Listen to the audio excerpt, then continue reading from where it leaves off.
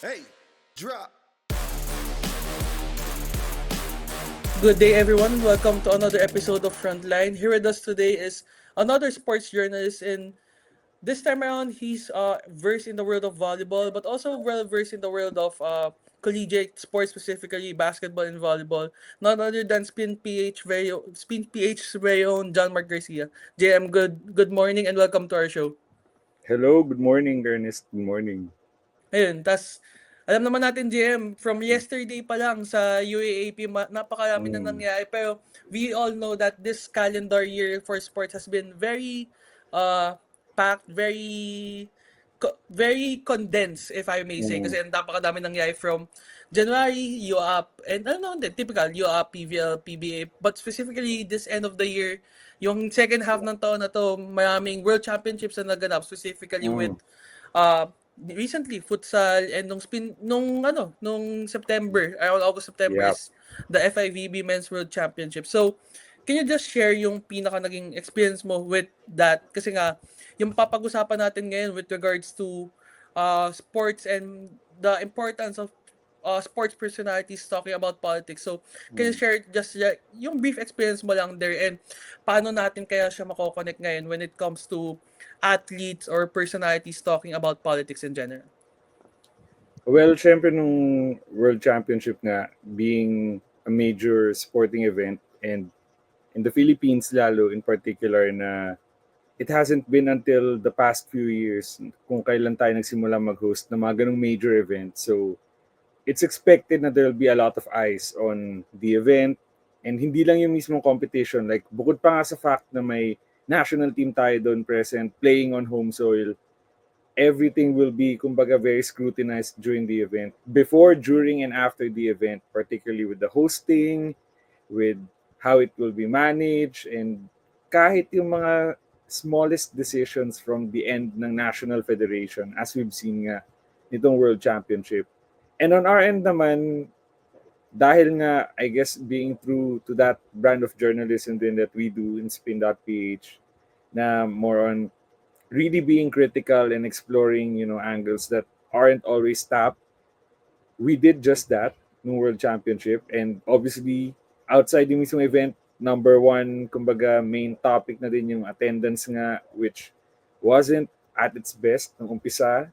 Well, it progressed naman well, but kumbaga dinisect din namin yung mga issues nga nun about ticket pricing, about yung kumbaga yung mga naging decisions din behind the scenes and how it was done. And unfortunately, it rubbed some people the wrong way, particularly nga yung mga higher-ups natin sa federation, and they went quite an extreme route din nga of for at least 2 days yung revocation nga nung yung accreditation ko personally and nung photographer namin sa World Championship. And I think it will relate to our topic today din dahil nga being critical or saying things that could be polarizing or that could not please everyone or could be too divisive nga in nature, it won't, or I guess it could have a detrimental effect to an athlete in particular. It could also have a positive effect in terms of how one uses yung platform nga to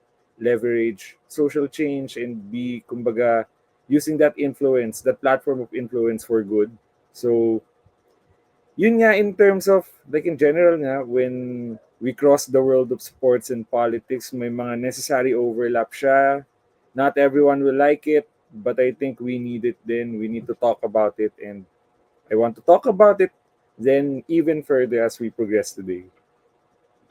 Ayun, ikaw na nga mismo nagbanggit, being critical nowadays comes minsan at a price, not minsan a good price, minsan or most of the time rather, especially in our field, especially in the field of journalism, not only journalism but specifically sa atin nga na sports journalist talagang doon talaga siya magiging costly kumbaga. So, siguro just to tackle or just to break the ice for today's topic. So, alam naman natin, it's not to our surprise naman regarding yung, or it's not to our knowledge regarding na yung sa mga nangyayari ngayon sa society natin when it comes to the issues between politics, corruption, flood control, minsan nakakasawa na but at the same time hindi naman natin pwede palampasin na ng basta-basta. So, for you, JM, on a rather what do you call this, a professional point of view, siguro ano lang tingin mo sa importance per se ng pagsasalita ng mga sports figures, kasi in the past months may mga nakikita tayo na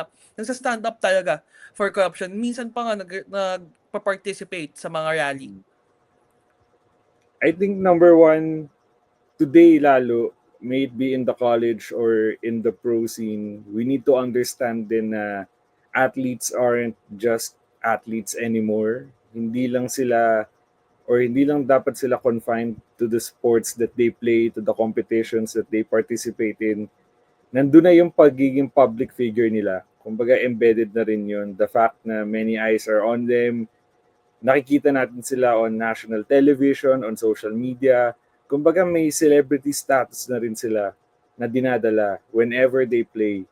And part nga nung pagiging public figure, like any other public figure, a politician, a celebrity, an artist, or now even an athlete, is yung influence nga na dala mo. And in effect, nagiging opinion leaders din sila.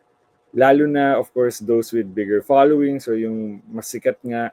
Kumbaga, hindi lang sila pinapanood dahil magaling sila. Nasa point na rin tayo ngayon na pinapakinggan sila dahil mahalaga sila, dahil kilala sila. So, doon pa lang sa point na yun, napakahalaga agad sa kanila na, kumbaga, nandun na rin yung sense of social responsibility na with this influence nga and with this responsibility to, kumbaga, use their platforms well, is to make sure na meron silang nagagawang positive effect or meron silang significant change din na kayang gawin through what they say, through what they do. Gaya nga na nabanggit mo, yung iba nagpa-participate din sa mga protest nung huli.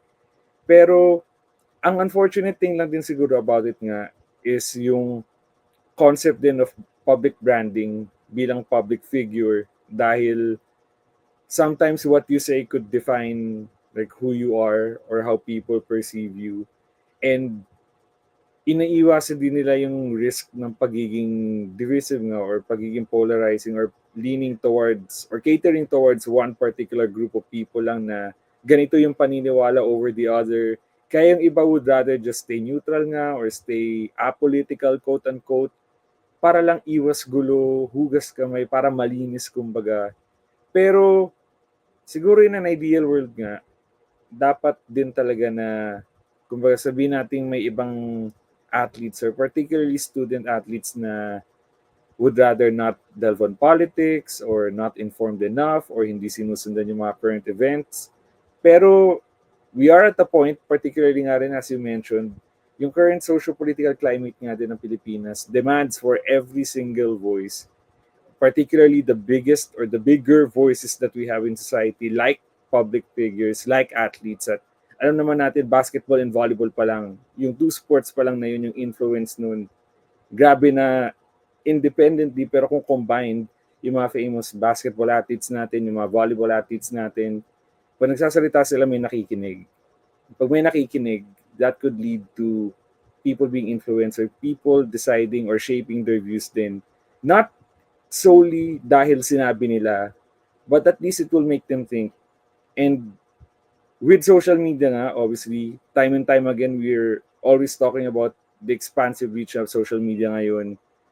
One post, one tweet, one IG story, napakalayo ng pwedeng marating, napakatagal ding pwedeng tumatak sa isip ng mga tao. So, one of many avenues in sports ngayon na in one way, nagagamit siya ng maayos dahil nga we have many athletes that are, kumbaga, socially involved, socially active. But on the other, ang laki pa din nung untapped potential, kumbaga.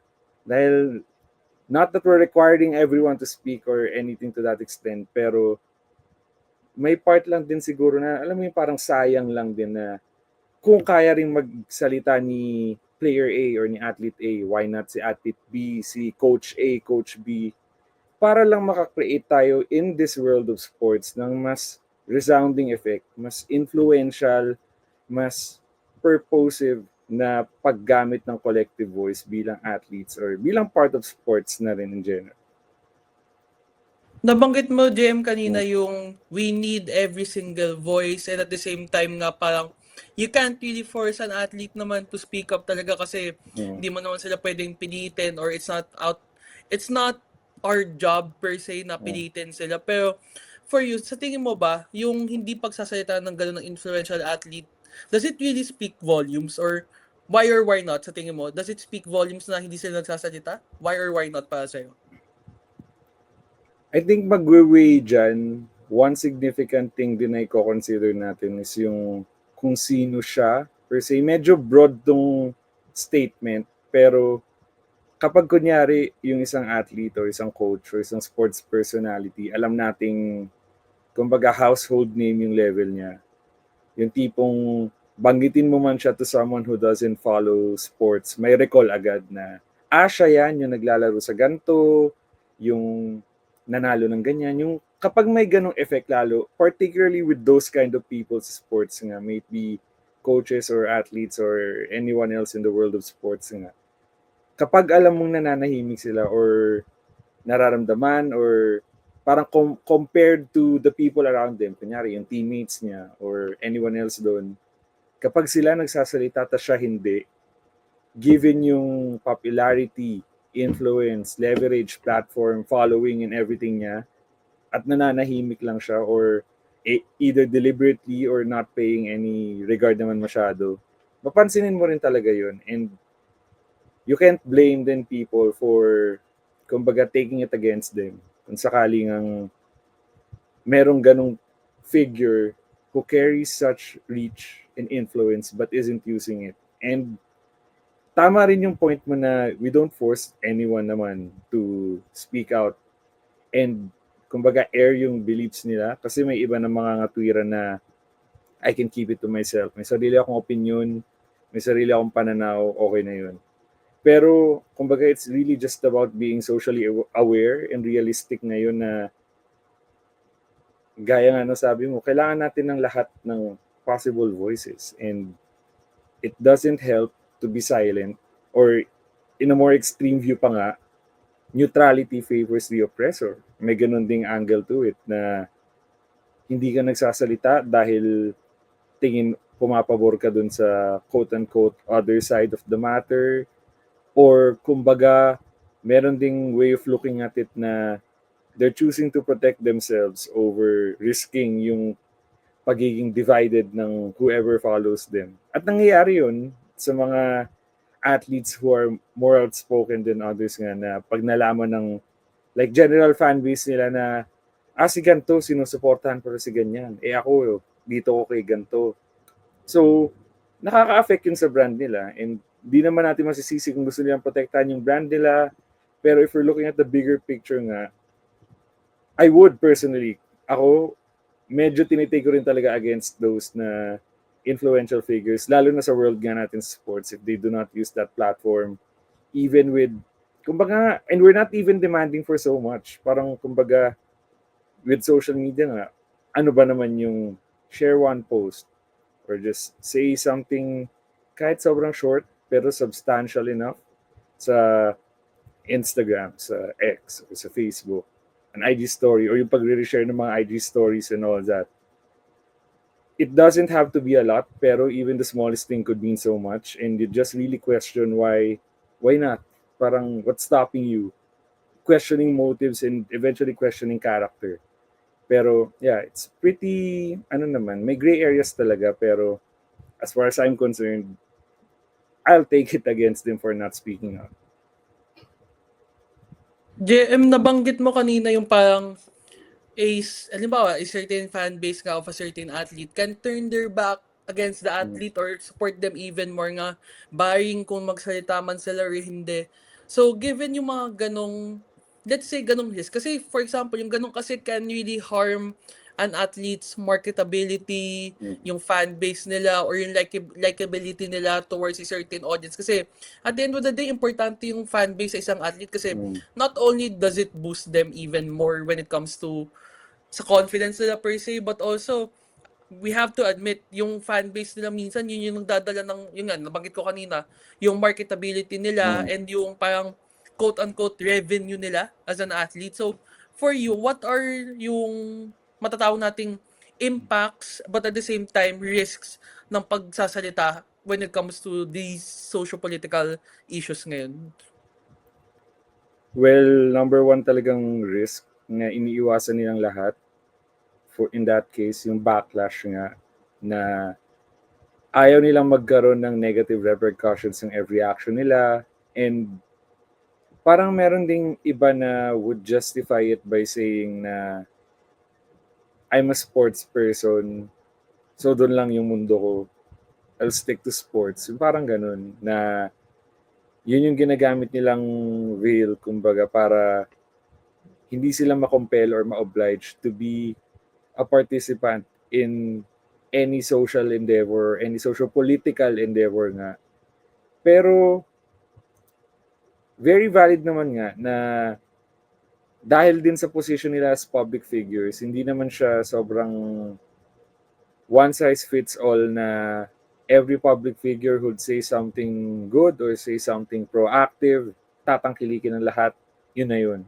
Hindi naman siya formula na gagana every time to everyone, and may risk nga rin involved. And gets din, may practicality component talaga siya na lalo na for athletes who are trying to build big careers, kumbaga, bukod sa talent, performance on kung anumang court or field nila, kailangan din i-take account nga yung marketability and yung kung paano sila quote-unquote kakagatin ng tao in terms of tatangkilikin ba, sa supportan ba natin yan, worth it ba sa mga brands na mag-invest sa kanila, and in turn, may kikitain yung athlete and all that. I think it all goes down to principle na lang din at the end of the day.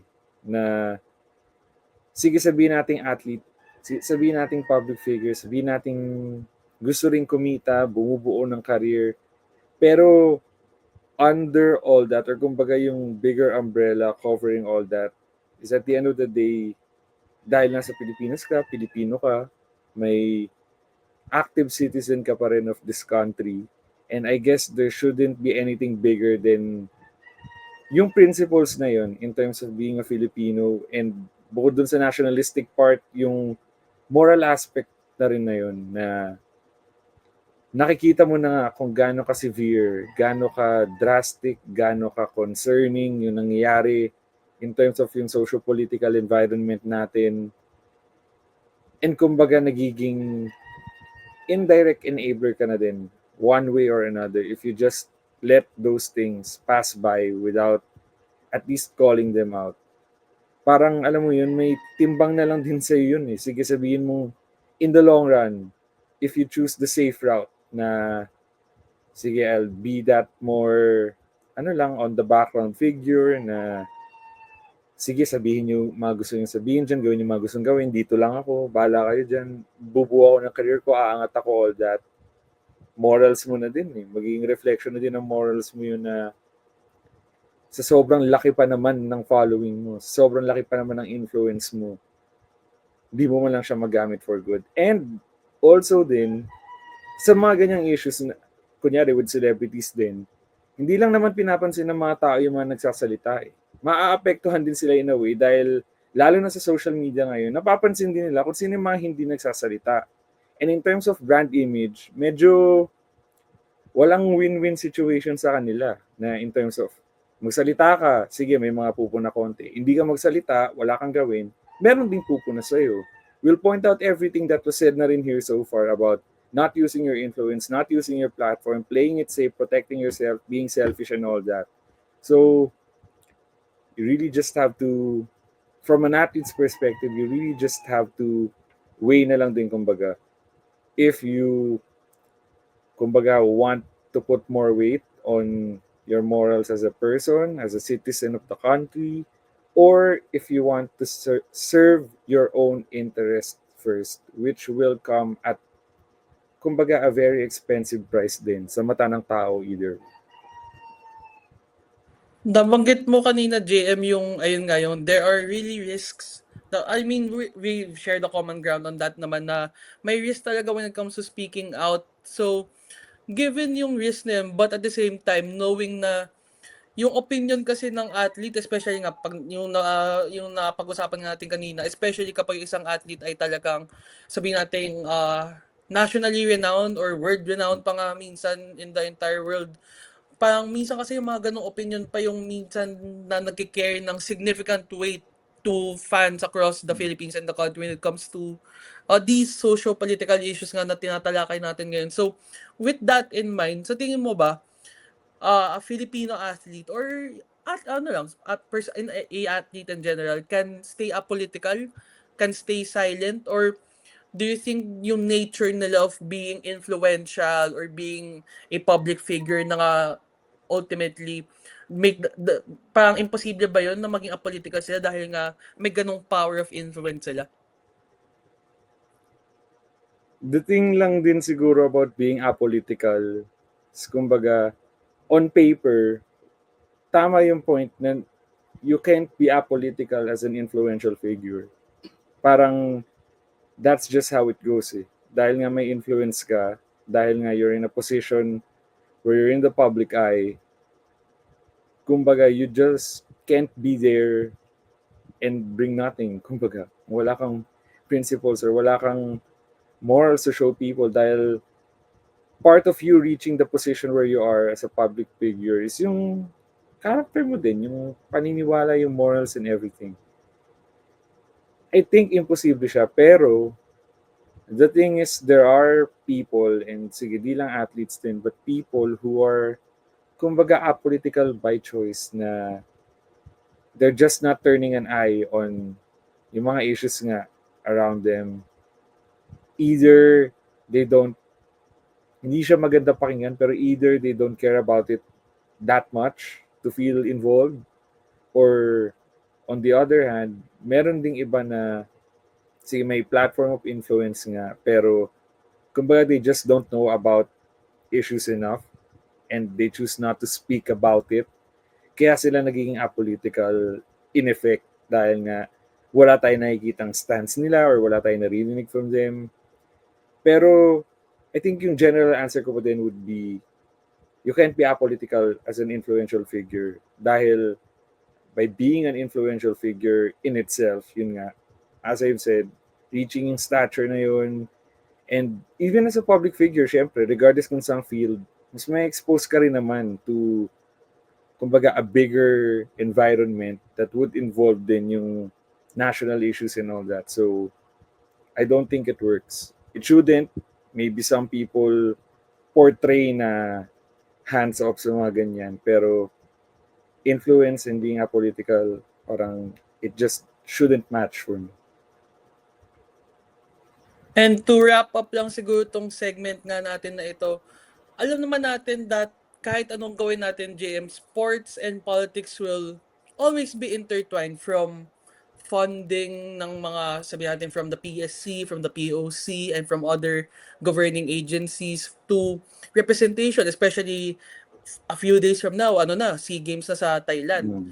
And of course, sa national identity, across all levels when it comes to, ayun nga, not only regionally, SEA Games, continentally when it comes to Asia, Asian Games, FIBA Asia Cup, or ano pa man yan, and also internationally, especially in the past month, may Junior World Gymnastic Championships tayo na ginawa din dito on home soil din. So, with those in mind na alam naman talaga natin that ultimately sports and politics cannot be spelled without each other, or cannot be said without the support of one another. So, how would you describe the relationship dito sa Pilipinas lang naman? How would you describe the relationship of sports and politics here in the Philippines? And do you think, is it closer or is it more connected than people think? Kasi nga, as you said in the beginning of this interview, naiisip kasi ng tao na kapag atleta, atleta lang. Kapag basketball player, dribble ka lang. Kapag volleyball player ka, spike ka lang.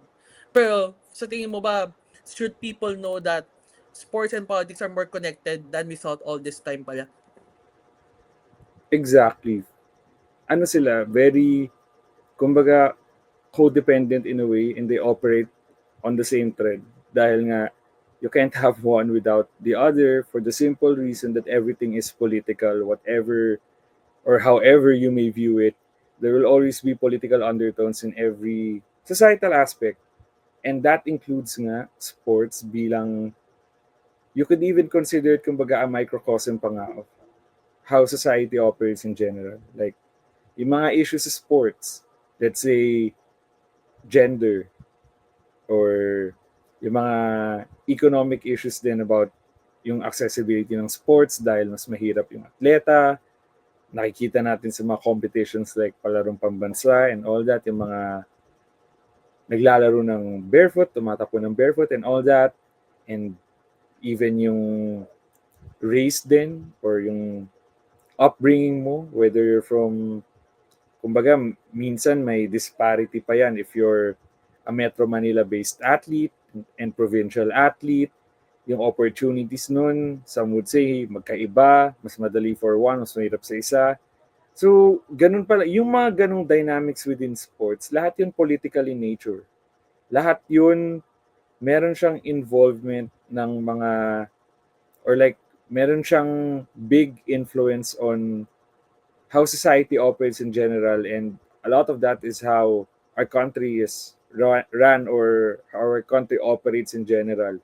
Yung mga ganong opportunity na hindi nabibigay sa athletes, yung mga ibang struggles na nabibigay sa mga athletes, kumbaga, hindi mo talaga siya pwedeng i-isolate dahil yung sports in itself, nagiging reflection siya ng mga socio-economic realities natin. Kaya rin natin hinihiling sa mga athletes natin, sa mga influential sporting figures natin na gamitin yung boses nila at plataforma nila.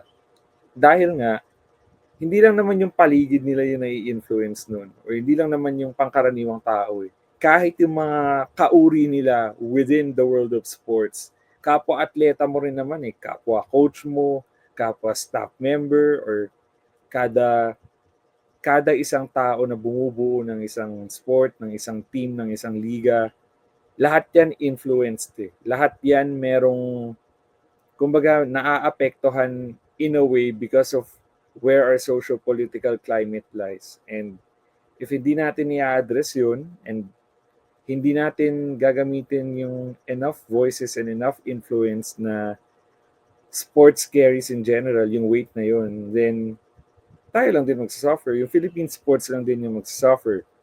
And, kunyari, another thing i-connect pa natin further with the current context of what's going on right now about corruption. Not to insinuate anything, but on paper, let's say corruption nga goes across government agencies and all that. Imagine if hypothetically or maybe realistically, who knows, yung ibang pera doon na dapat siguro nakalaan sa mga grassroots programs, sa mga teams natin na magko-compete internationally, mga athletes natin sa high school or college ranks na hinuhone natin to become our future in terms of, yun nga, representing us in the international stage. Kung nag-persist yung culture na yun of incompetence and corruption in the government, tingnan natin sino-sino pa lang sa sports yung mga maaapektuhan nun. Hindi sila yung mga lagi natin nakikita eh. Sila yung mga paangat pa lang talaga dapat. Sila yung mga, kumbaga, nangangarap pa lang or nag-aasam pa lang ng opportunity to be part of Philippine sports altogether. At dahil sa mga nangyayari na yun sa paligid, di nila nakikita man directly kung paano, pero naaapektuhan sila. Naaapektuhan yung career development, yung access to opportunity, all that.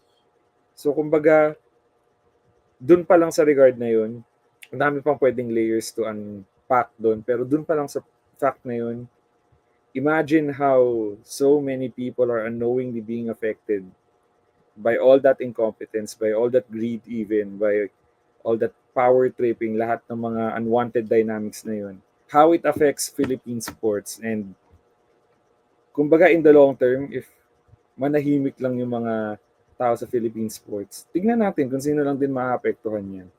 Siguro na-enjoy nila yung position or yung influence na meron sila ngayon. Pero if in the long term, maapektuhan yung Philippine sports altogether, sila lang din yung mawawala ng platform. Sila lang din yung, kumbaga, kung ano yung tinatayuan nila ngayon, unti-unti yung magkakabitak, unti-unti yung magiging unstable for them, and unti-unti nilang makikita din yung consequences of staying silent.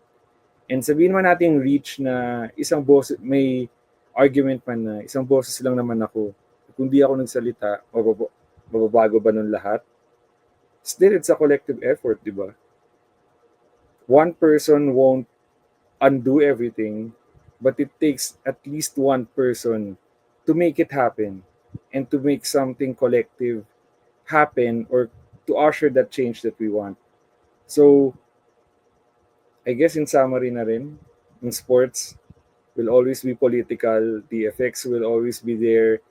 Tignan man natin o hindi, magsalita man sila or hindi, pero at least people in our world should understand na staying silent won't do them any good.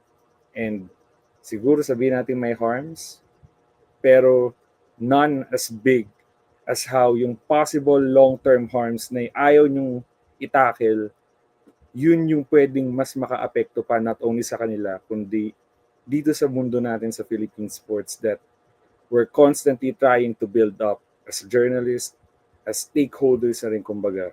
Sports is political, everything else is, and that's how it should be viewed by everyone and hopefully not stay silent for any longer than for I think napakaganda na nung way of closing mo ng buong usapan natin na to. Pero just to summarize na nga lang din talaga, parang yun nga, you've talked about not staying silent anymore. You've talked about the importance of understanding how connected and how cohesive sports and politics should really be in the first place or is really in the first place. So, ang importante na siguro natin tingnan dito is parang yung mga tao, yung mga atleta naman kasi hindi lang naman yan tao. I mean, hindi lang naman yan atleta lang. Tao din yan eh. Tao na may stakeholders sa Pilipinas, tao na may panghahawakan talaga kumbaga when it comes to yung mangyayari dito sa Pilipinas kasi hindi naman sila basketball players talaga eh. Hindi naman sila athletes talaga eh. They are stakeholders of what's happening in this country yan sa mga corruption, sa flood control yan. So, I think you sum it up pretty well, pero all in all, athletes are not just mere athletes. They are persons that ultimately are stakeholders to the future of this country, and sila din, they can contribute to the future of this country kasi nga they representing the country internationally and also locally. So in the end, it's supposed to be a win-win situation, pero where things stand, feel ko malayo pa before we go to that situation.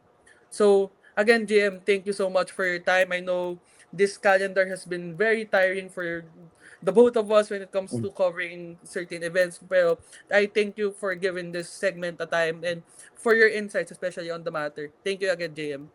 Thank you rin, Ernest. Pleasure to talk to you. Drop.